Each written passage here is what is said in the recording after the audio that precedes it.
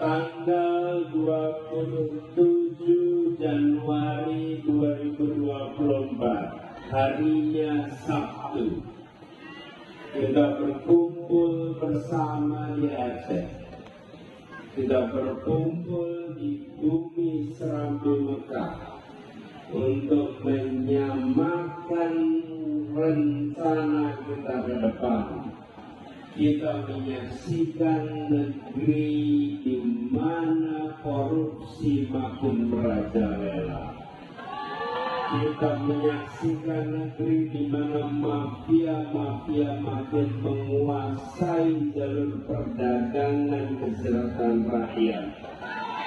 Kita merasakan dampaknya, beras yang makin mahal, lapangan pekerjaan yang makin sulit.